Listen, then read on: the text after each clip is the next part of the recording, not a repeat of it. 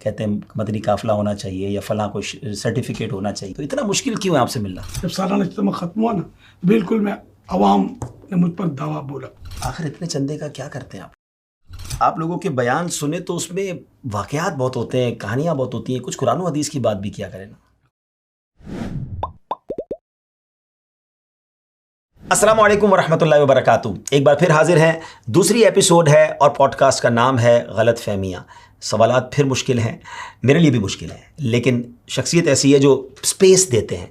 बड़ा नाम है, बड़ा मकाम है, मगर शफ़क़त के साथ जवाब देते हैं। सवाल करने वाले से उलझते नहीं बल्कि उसकी तरबियत करते हैं। तो आज हम सब मिलकर उम्मीद है कि बहुत सारे लोगों की गलत फहमियाँ दूर कर देंगे। और हाँ, आज का एपिसोड देखने के बाद अगर आपके जहन में भी कोई सवालात पैदा हो तो कमेंट्स में लिखिए।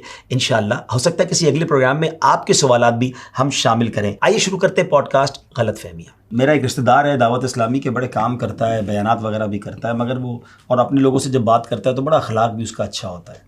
लेकिन जब वो पर्सनल गैदरिंग में आता है तो उसकी बातें बड़ी अजीबोगरीब होती हैं, उसके स्टाइल बड़े अजीब होते हैं, यानी दो रूप ले उस बंदे के।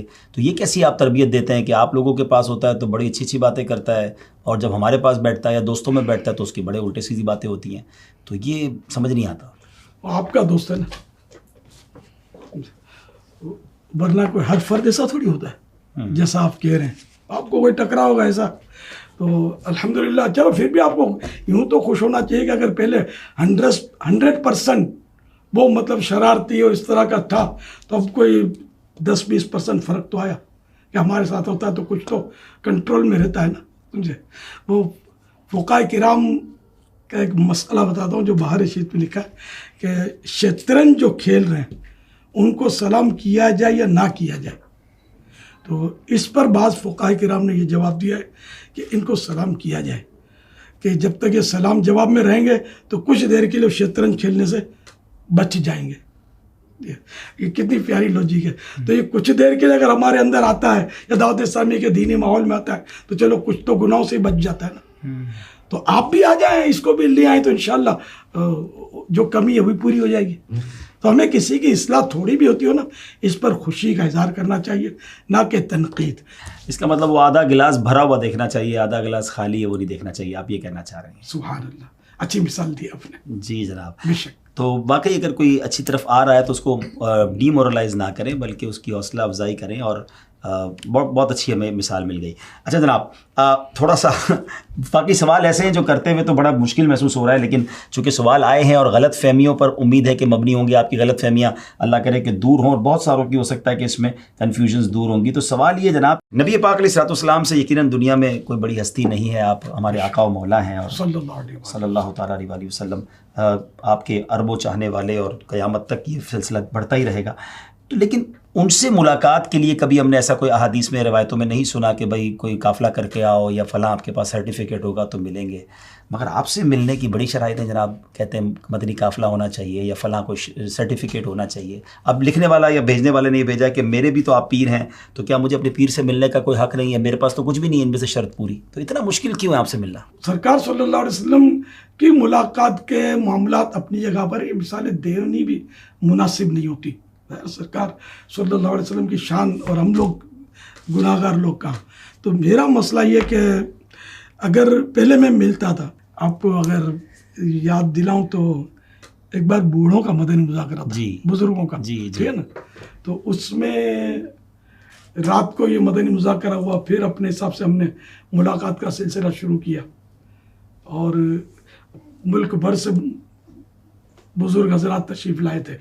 तो ये मतलब इतना हुजूम हुआ, हमने टाइम रखा था भाई इतने टाइम में टोकन हासिल कर लें, और उम्र 50 साल या इससे ऊपर की उम्र। तो मतलब जहाँ टोकन मिल रहे थे, ये बुजुर्गों ने उन पर धावा बोल दिया। 50 साल से ऊपर लोगों वालों ने धावा बोल दिया, इनके टेबल कुर्सियाँ उलट पलट हुई, ये भाग कर जान बचाई इन लोगों ने। अल्लाह। हाँ, तो ये भी हुआ था। और ये मुलाकात चली थी, आपको हैरत होगी कि दिन 11 बजे तक, फजर के बाद भी, और सुबह 11 बजे तक। फजर की नमाज का हमने वक्फा दिया था। फजर की नमाज मैंने भी पढ़नी थी और लोगों ने भी पढ़नी है। तो फिर फजर की नमाज के बाद फिर मुलाकात शुरू हो गई। तो मेरे को याद पड़ता है तकरीबन 11 बजे तक चली थी। अल्लाह अकबर। तो ये इस तरह के जो गलत फहमियों का शिकार होते हैं ना, इन्होंने सिर्फ शायद सुना होता होगा, इन्होंने करीब अगर देखा नहीं होता। एक माजी की याद आई, गालिबन फैसलाबाद में इज्तिमा था, ये अपने धोबी घाट में बहुत बड़ा इज्तिमा होता था वहाँ। जब मैं कराची से चलता था, सिंध में दाखिल होता, फिर पंजाब, तो खैबर पख्तूनख्वा, इस तरह ये दौरा होता था। दावत इस्लामी के शुरुआत का दौर बता रहा हूँ। लेकिन अल्हम्दुलिल्लाह बहुत जल्दी आशिकान रसूल ने मेरी दावत को कबूल किया कि ये समझ गया कि ये दावत वही है जो अल्लाह के रसूल सल्लल्लाहु अलैहि वसल्लम के नक्शे कदम पर चलाने वाली है। कोई ज़ाती मफाद नहीं, कोई सियासत अपना कोई मतलब मसला नहीं है। खैर, तो एक नौजवान ने को नाराज़ी वाला पर्चा मुझे भेजा, वो दौरान बयान, क्योंकि वो बांस वगैरह चारों तरफ बंधे हुए थे। तो बोला ये आपने मतलब ये क्या कर रखा है, ये बांस बांध के रखे हैं, कोई आपके करीब नहीं आया कि आपको कोई मार देगा, खा जाएगा, पता नहीं वो इस तरह का इसने लिखा हुआ। तो मैंने उसी इज्तिमा के दौरान उसका जवाब दिया, और जो भी मुझे जैसा आता था मैं समझाया कि ये हमारी मजबूरी है। पता नहीं उसको समझ आई या नहीं। अच्छा, फिर जब ये दुआ वगैरह ख़त्म हुई, सलातो सलाम हो गया, वो पब्लिक ने जो दवा बोला और ये क्रॉस कर करके ग्रिल जो थी ना, फांद कूद कर जो ये अंदर आए और हड़ाउड़ी की ना, तो उनमें वो भी शामिल था। वो यानी मैं तो नहीं जानता था। उसने कहा कि मैंने आपको पर्चा दिया था और अब मेरे को समझ आ गई कि मास्क क्यों लगाए थे आपने। लगाए थे। अल्लाह अकबर। तो खुद देखा तो इसकी समझ में आया, वरना इसको भी कि ये क्या ये तमाशा लगा रखा है, मास्क क्यों बांधे, खा जाएगा, कोई करीब तो जा नहीं रहा इसके। लेकिन पता चल गया।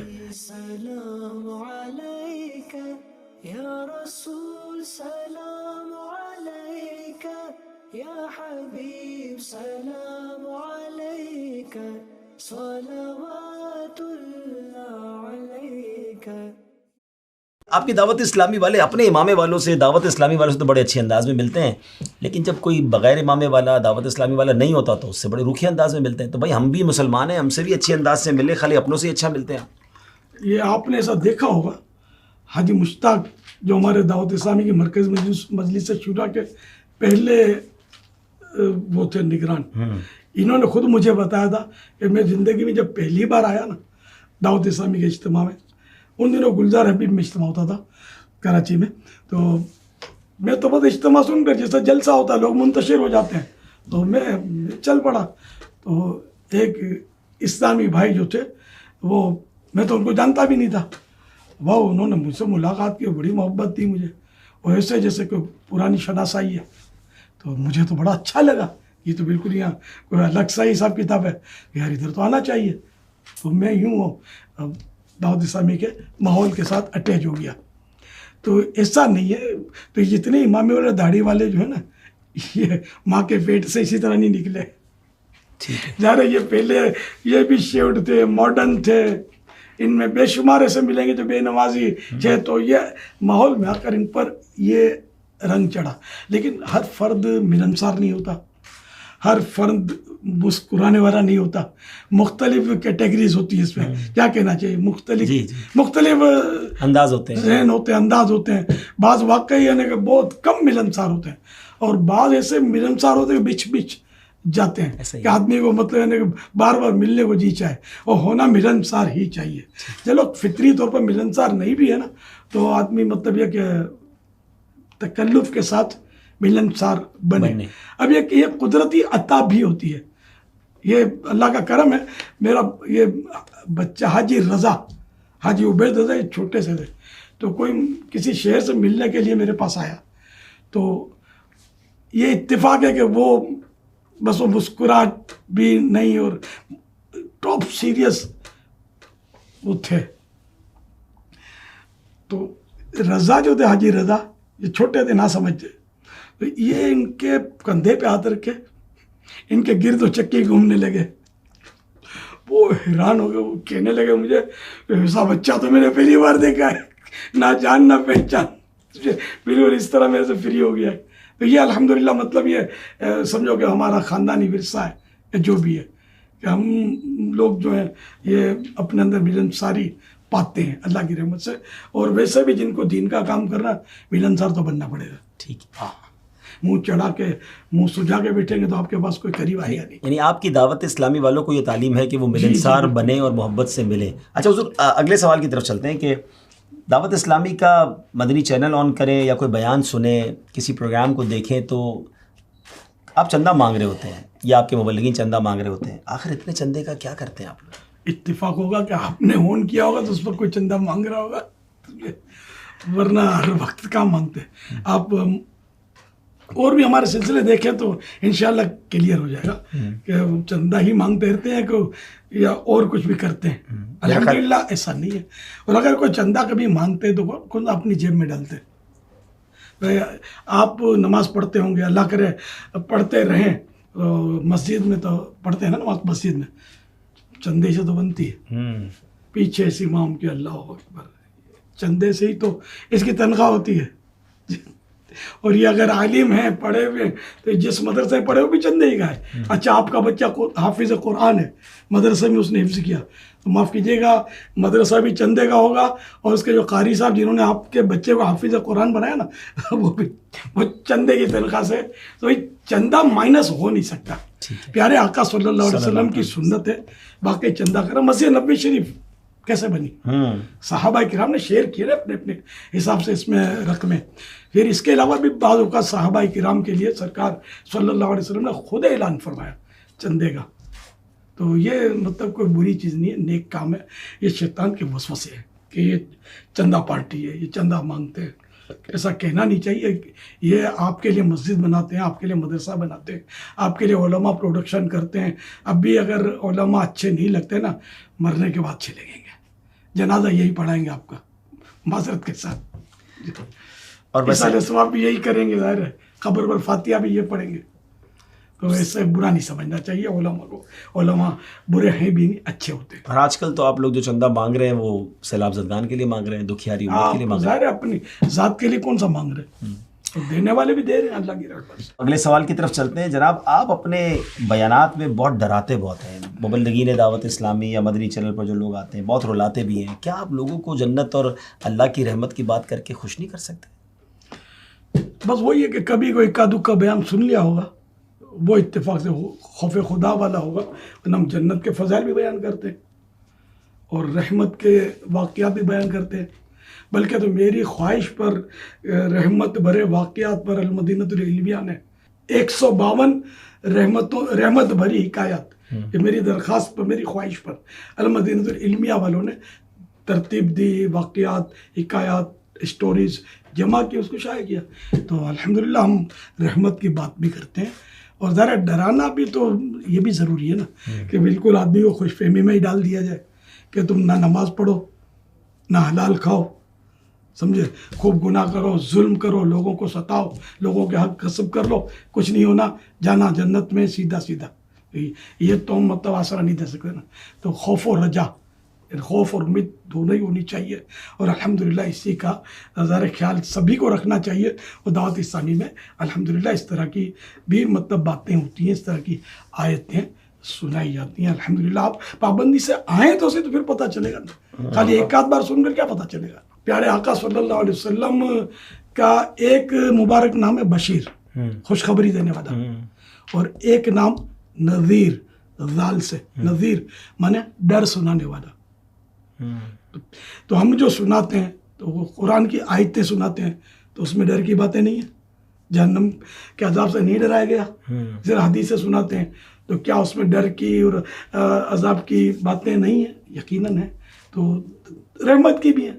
तो ये सभी को मतलब मैंने लेके चलना होता है हर बात को, ताकि किसी तरह भी अल्लाह की बारगाह अज़मत से बिछड़े हुए बंदे जो हैं उसके करीब आ जाए। हज़रत उमर बिन अब्दुल अज़ीज़ रहमतुल्लाह अलैह, तो ये रोज़ाना उलमा को जमा करते थे, इनकी सीरत में लिखा है, रोज़ाना उलमा को जमा करते थे, इनसे मौत का बयान सुनते थे, मौत के ताल्लुक से, और इस तरह रोते थे जैसे सामने मैयत रखी हुई है। अल्लाह, तो ये मतलब इसमें कोई हरज नहीं है।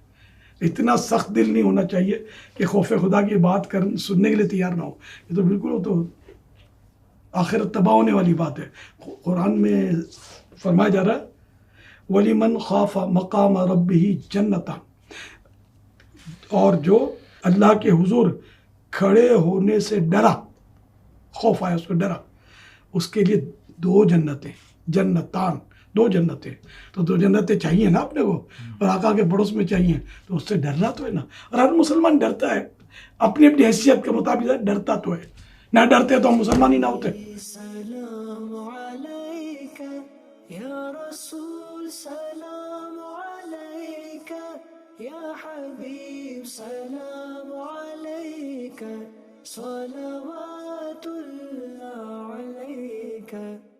एक और सवाल किया जाता है नॉर्मली कि आप लोगों के बयान सुने तो उसमें वाक़यात बहुत होते हैं, कहानियाँ बहुत होती हैं, कुछ कुरान और हदीस की बात भी किया करें ना। कुरान करीम खोल कर अल्लाह देखना नसीब करे।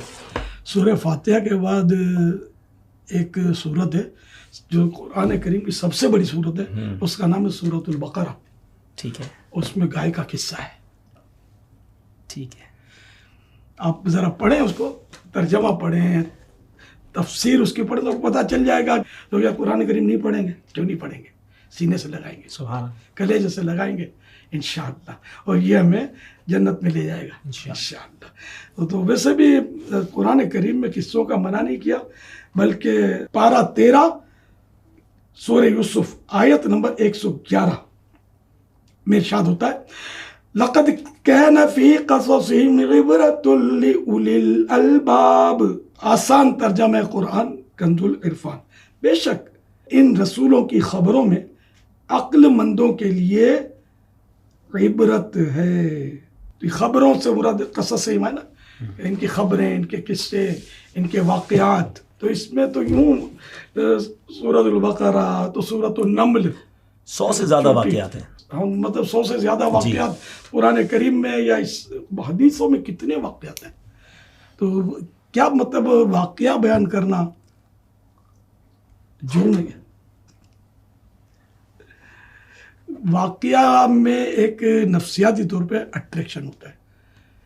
अल्हम्दुलिल्लाह अब तो लाखों की तो करोड़ों की मतलब यानी कि बहारें हैं। दाऊद साहब शुरू में जब मैं बयान करता था तो जिन्होंने मेरे पूरे पुराने बयान सुने होंगे उनको पता होगा, मैं जब जाता था ना तो हम्दो सलात करके सलातो सलाम अलैका या रसूलल्लाह पूरा बढ़ाकर मैं दुरूद की फजीलत बयान करके वो सीधा मैं स्टार्ट लेता था किसी वाक़ये से। तो जाने वाला भी थोड़ा पाँव रुक जाके आगे क्या होगा, ये क्या होगा, अच्छा यूँ हुआ तो फिर क्या होगा। तो ये वाक़या जो ना ये आदमी को जकड़ लेता है, पकड़ लेता है, रोक लेता है जाने से। ये सुनकर फिर मस्जिद सुनेगा तो वो घर के बदले मस्जिद का रुख करेगा। आज ईशा की नमाज तो मैंने पढ़ी नहीं अभी तक, चलो यार पढ़ लेते हैं। एक मैंने समझाने के लिए अर्ज़ किया आपको। उधर वैसे मैं आपको एक बात बताऊं कि अब तो आपने खैर कुरान और हदीस की बात कर ली, मगर दुनिया ने भी अब इस बात को पहचाना है कि क्या स्कूल, क्या कॉलेजेस, बच्चों को भी कोई बात सिखानी है तो वो स्टोरी के ज़रिए बात जल्दी समझ आती है। कोई सबक देना होता है तो उसके पीछे को वो स्टोरी सुनाते हैं ताकि उसके बाद वो जहन में आ जाए कि उस स्टोरी से सबक क्या मिला। तो एतराज़ वाकई बनता तो नहीं है, लेकिन चले आज तो आपने बड़ा ही जिसको कहें कि क्लेरिफाई जवाब दे दिया कि जब कुरान में वाक़यात हैं, अहादीस में वाक़यात हैं और वाक़यात के ज़रिए बात समझाना मकसूद होता है। और ऐसा तो नहीं है कि मेरा ख़्याल है आपके बयान में सिर्फ वाक़यात हों, फिर कुरान और हदीस भी बयान करते हो? अल्हम्दुलिल्लाह आयतें पढ़ते हैं, तर्जमे पढ़ते हैं, तफसीर पढ़ते हैं, मौके की मुनासिबत से वो चल रहा होता है। जी जनाब, दूसरा एपिसोड भी ख़त्म हुआ, सवालात किए और आपने देखा कि कितना पॉजिटिवली जवाब दिए, कितनी सच्ची बातें हैं, स्ट्रेट फॉरवर्ड बातें हैं, लगी लिपटी नहीं है और जिसको कहते हैं ना कि कोई क्रेडिट लेने वाला काम हो। यहाँ तो हर चीज़ बड़ी खुली किताब है। हमें दुआ में याद रखिएगा, अगले प्रोग्राम में हो सकता है फिर आपसे इसी टॉपिक से मुताल्लिक मुलाकात हो। मगर एक बात याद रखिए, दावत इस्लामी के बारे में अगर गलत फहमी है ना तो दूर रहकर नहीं, दावत इस्लामी में आ जाइए, करीब आइए, बहुत सारी मिसकंसेप्शंस वैसे ही दूर हो जाएंगी। अस्सलामु अलैकुम वरहमतुल्लाहि वबरकातुहू।